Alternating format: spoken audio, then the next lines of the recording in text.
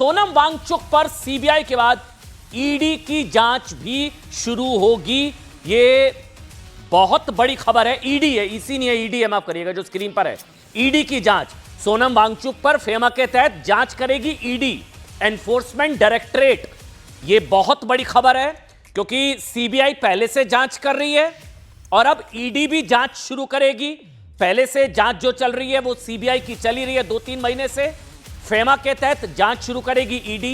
कई वित्तीय अनियमितताओं के आरोप सोनम वांगचुक पर है कि फंड्स को डाइवर्ट किया, एनजीओ में जो पैसा आया उसको अपने पर्सनल अकाउंट या कंपनी के अकाउंट में जो है वो एनरूट किया गया। बड़ी वित्तीय गड़बड़ियों के आरोप हैं। कई जो पर्सनल अकाउंट है शायद 9 के आसपास, उसमें से 7 से 8 डिक्लेयर ही नहीं किए। विदेशी बिना एफसीआरए क्लियरेंस के बहुत विदेशी लेन देन हुआ। वो सारी डिटेल जो अब आ रही है धीरे धीरे। और बड़ी खबर यह है कि ईडी भी, एनफोर्समेंट डायरेक्टरेट की भी एंट्री हो गई है। ईडी भी जांच करेगी सोनम वांगचुक की। कवर स्टोरी नंबर 1, सबसे पहले बात इसी की।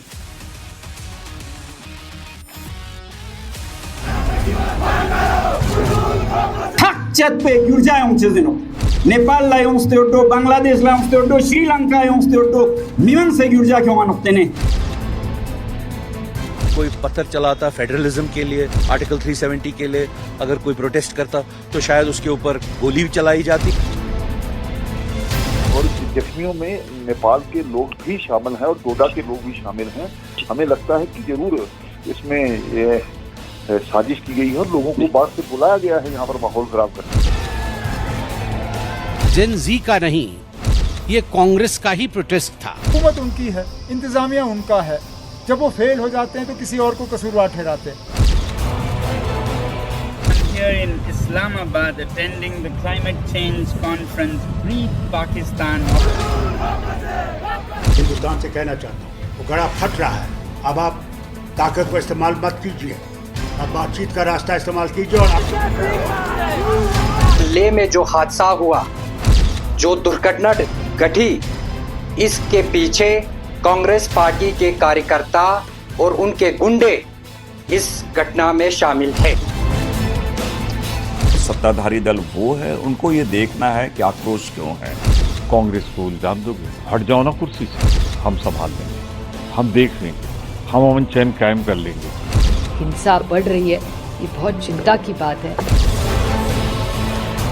हमारे माइंस हैं, हमारा पानी है, किसी तरीके से जम्मू कश्मीर लद्दाख के लोगों को इससे डिप्राइव किया जाए, इनसे वो छीना जाए। और ये बात लद्दाख के लोग समझ चुके हैं। साहब देखिए, देश में ना कुछ तो खतरनाक हो रहा है, सब कुछ प्लानिंग हो रही है। ये तस्वीरें हमने आपको दिखाई, ये आई लव मोहम्मद के नाम पर देश के 30 से ज्यादा शहरों में प्रदर्शन हुआ, कई जगह हिंसा हुई, उपद्रव हुआ, थाने पर हमला हुआ। उधर यूपी के उन्नाव में सरतन से जुदा के नारेबाजी हो गई। लेह लद्दाख में जबरदस्त हिंसा हुई, वफ के नाम पर देश भर में प्रदर्शन हुआ। उत्तराखंड में आज़ादी आज़ादी के नारे लगे, वो वीडियो अब आ रहे हैं सामने। नेपाल बना देने की धमकी, आज़ादी आज़ादी के नारे उत्तराखंड में लग रहे हैं। ये देखिए, नेपाल बना देने की धमकी दी जा रही है। लेह में अलग हो रहा है, कश्मीर, काशीपुर, लद्दाख, उन्नाव, उपद्रव, अराजकता, आग। सब अपने आप से सवाल पूछिए, कुछ तो खतरनाक हो रहा है या करने की कोशिश हो रही है।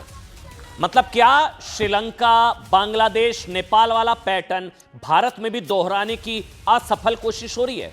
असफल कहूंगा मैं इसको, असफल कोशिश। क्या साजिश के तहत देश में ऐसा माहौल बनाया जा रहा है जिससे श्रीलंका, बांग्लादेश, नेपाल वाली हिंसा भारत में भड़के? जैसे नेपाल, बांग्लादेश, श्रीलंका में हुआ, उसी पैटर्न पर भारत में भी कुछ उसी तरह से उपद्रव, हिंसा करने की कोशिश क्या हो रही है?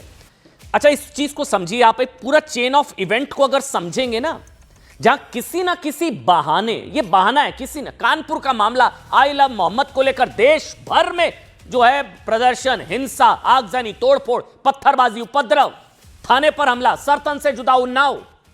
अभी गांधीनगर में हो गया, व्हाट्सएप स्टेटस लगा दिया आई लव महादेव, उसको पीट दिया उठाकर। आजादी आजादी के नारे, उत्तराखंड में ये सब नारे वहां पर ये नारेबाजी की वीडियो आए हैं सामने, सब ऑथेंटिक वीडियो है। उपद्रव, हिंसा, क्या हो रहा है? मतलब नवरात्रि से पहले गोधरा, मतलब पेपर लीक में आजादी का क्या काम है? नवरात्र से पहले गोधरा, वो मत भूलिए, गोधरा, काशीपुर मत भूलिए, पुलिस को दौड़ा दौड़ा कर पीटना मत भूलिए, लद्दाख में प्रदर्शन, नेपाल वाला प्रयोग, असफल प्रयोग। लेकिन जो अब मैं आपको बताने जा रहा हूं ना, वो आप सुनकर हैरान हो जाएंगे। नेपाल हिंसा को लेकर ये जो हिंसा हुई, इसको जो खुलासा हुआ है, उसने इस आशंका को और मजबूत कर दिया है। ले हिंसा का नेपाल कनेक्शन। रुकिए, ये हवा हवाई बातें नहीं है। जो लोग पकड़े गए हैं वो नेपाली हैं। हैरान मत होइए, ये अभी तक सिर्फ ये हवा मतलब दावे किए जा रहे थे, ग्राउंड पर ऐसा कुछ सबूत नहीं मिल रहा था, अब मिला है।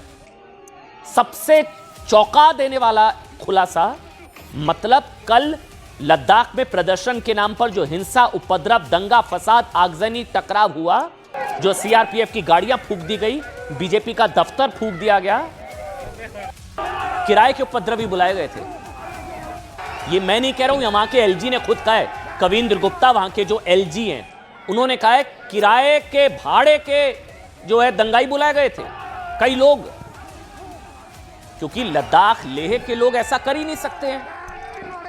आप सुनिए, नेपाल के लोगों की भीड़ के भी शामिल होने के आरोप लगे हैं लद्दाख हिंसा में।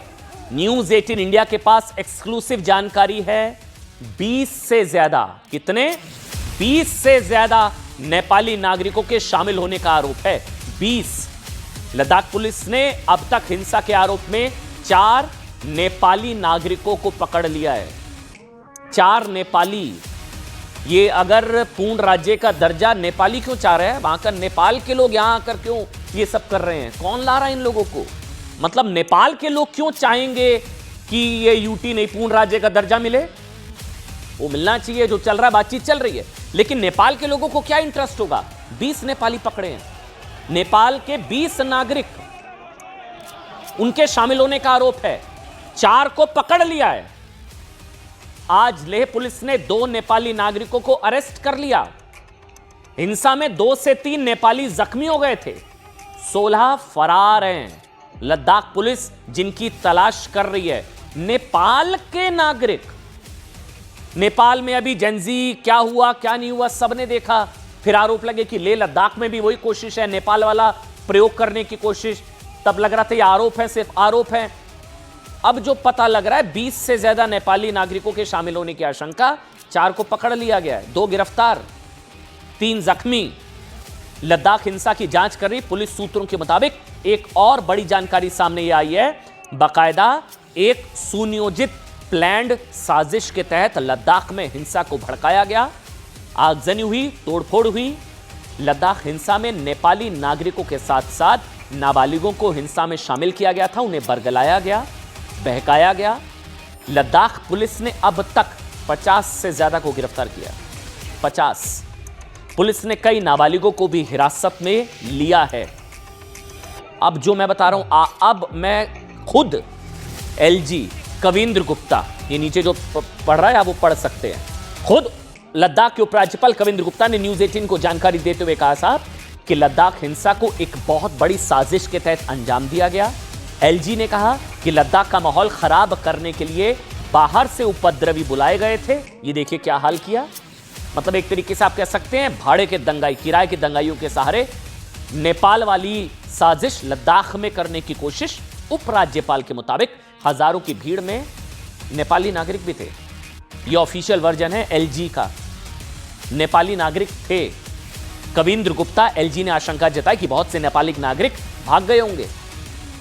कह रहे कंफर्म है, 7 के आसपास तो बता रहे हैं वो हैं, हमारे सोर्सेज बता रहे हैं 20 के करीब है।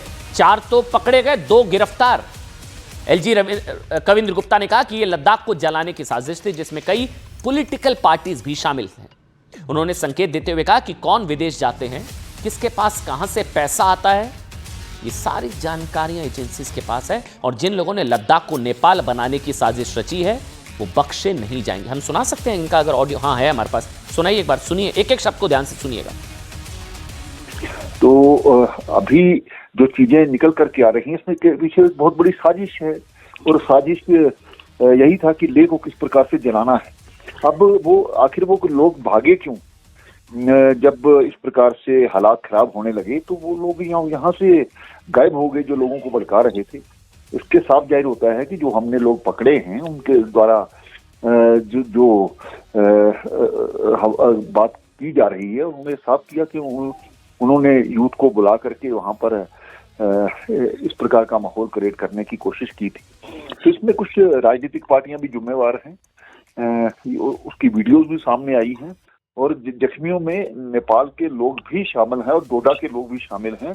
हमें लगता है कि जरूर इसमें साजिश की गई है और लोगों को बाहर से बुलाया गया है यहाँ पर माहौल खराब करने। अब सब इतने सबूत हैं, इतनी सरकार के पास जानकारियां हैं, फिर हम लोग सवाल पूछते हैं कि सरकार की अगर माने, मैं अपनी बात नहीं कर रहा हूं, अगर सरकार की माने, एजेंसीज की माने, पीआईबी की रिपोर्ट की माने, गृह मंत्रालय की माने, तो लद्दाख हिंसा को किसने भड़काया? सोनम वांगचुक। ये मैं नहीं कह रहा हूं, ये पीआईबी की तरफ से ऑफिशियल वर्जन गृह मंत्रालय का, एजेंसीज का जो सामने आया, नाम सोनम वांगचुक, जैसा सरकार की तरफ से जारी विज्ञप्ति में कहा गया है। अगर यह सच है, यह सब कुछ सोनम वांगचुक की वजह से हुआ, उसने उकसाया, उन्होंने भड़काया, अगर, तो ये गिरफ्तार क्यों नहीं है अभी तक?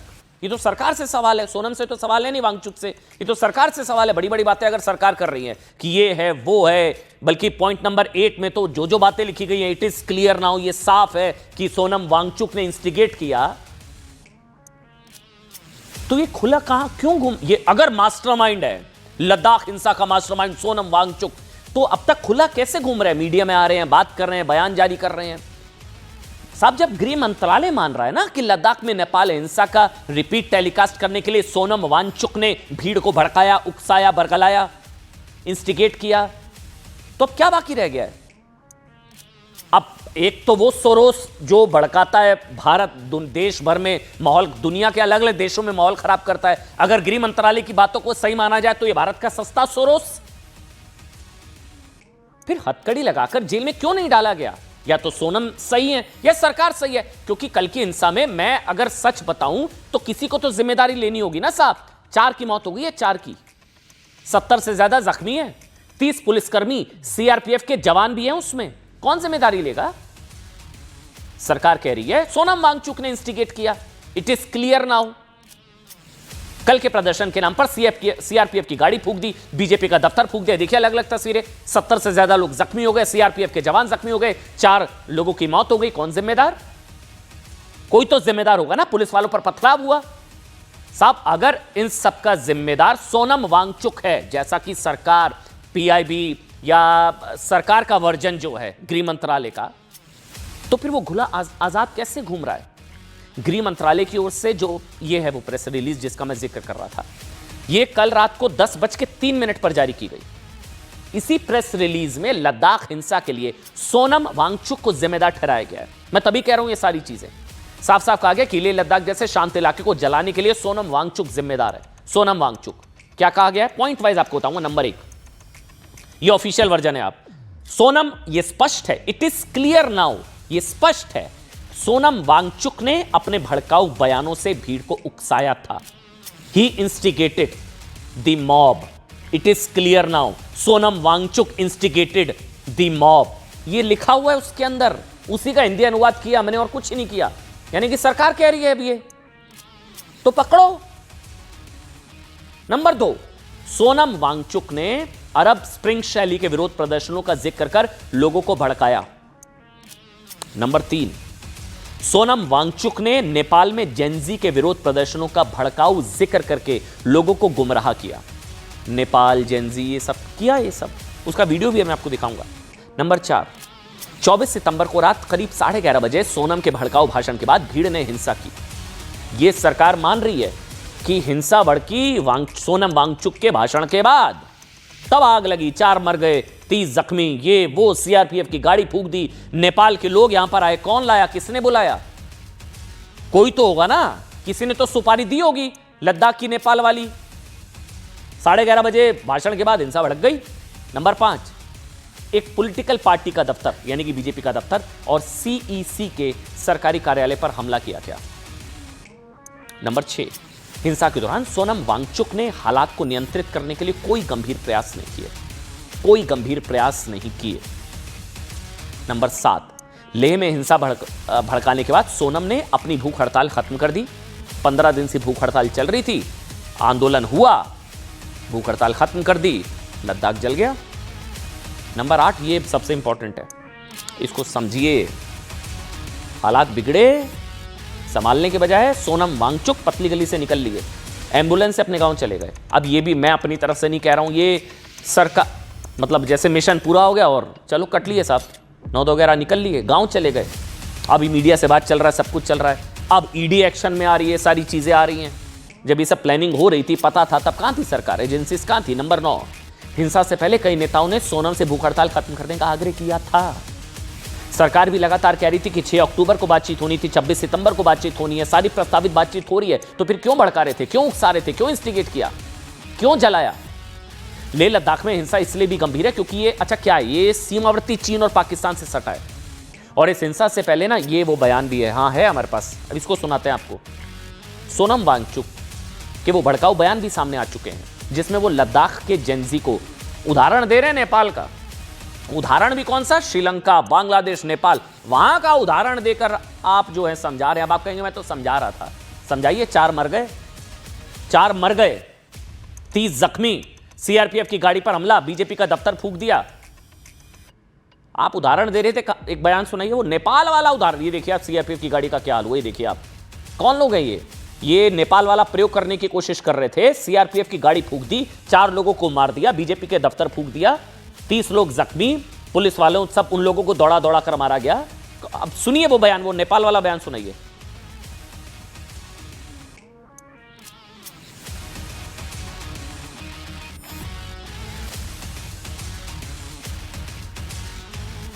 yang tene daksa mangpe mols thak chat pe gyurja yong chezino Nepal la yong steoto Bangladesh la yong steoto Sri Lanka yong steoto miman se gyurja kyong anok tene chik chik shina tene kyong anok samara reale yang tene daksa mangpe mols thak chat pe gyurja yong chezino Nepal la yong steoto Bangladesh la yong steoto Sri Lanka yong steoto miman se gyurja kyong anok tene chik chik shina tene kyong anok samara reale yang tene daksa mangpe mols thak chat pe gyurja yong chezino Nepal la yong steoto Bangladesh la yong steoto Sri Lanka yong steoto miman se gyurja kyong anok tene chik chik